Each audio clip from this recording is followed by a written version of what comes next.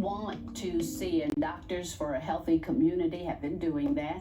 That is what they do. They continue to do that, and you have an opportunity to help them. I want to welcome my guest and my friend who is here. Real quick, Dr. Babar, let me just say, if you all see this under my feet, I have to give a shout out to Rhonda Hirschfield, who is like our artistic director of absolutely everything that you see every day. And she did not like the box under my foot, so she took care of that quickly. So Rhonda, my friend and also co-worker, I have to thank her.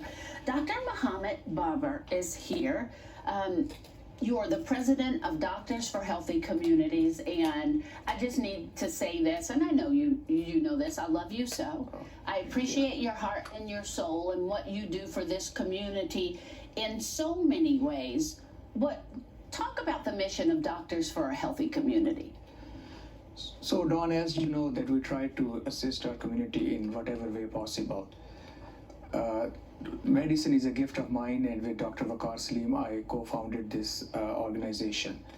Our focus is on children mostly, because children do not pick or choose their parents or their socioeconomic status.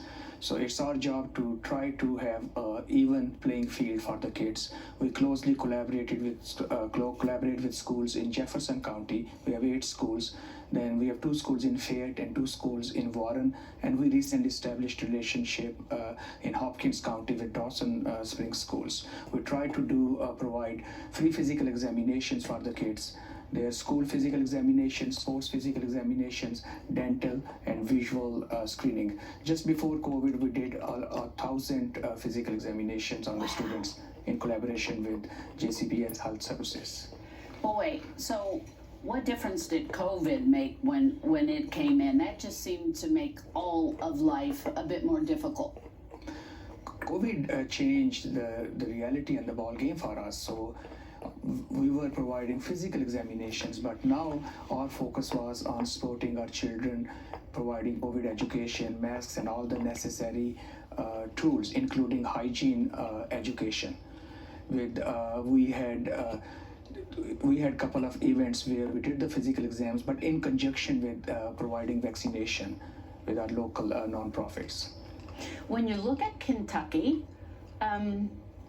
they always say if you want to know how a community is doing, look at its children. And I worry because we have such a high incidence of food insecurity.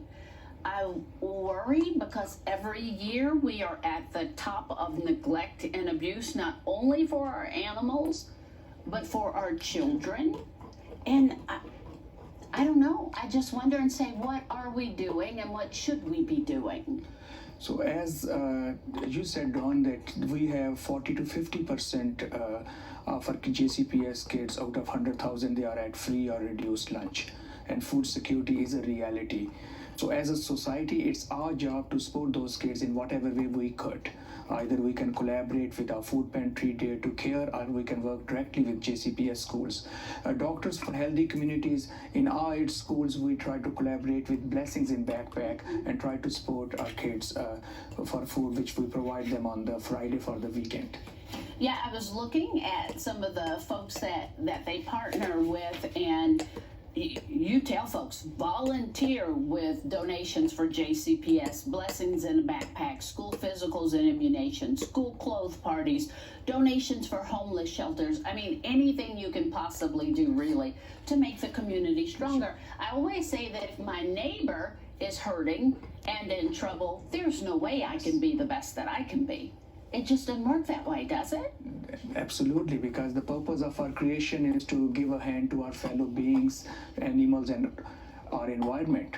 So if, quite frankly, if we all were true to our faith traditions or our life morals, there would have been no famine or no wars or no hunger issue in our city, in our country, or in our world. But you know that what's going on in our world and in our own cities. Maybe one day. One day, and I would say that as United States, we are the biggest economy of the world, and in 21st century, I think that our government need to put our focus where it should be.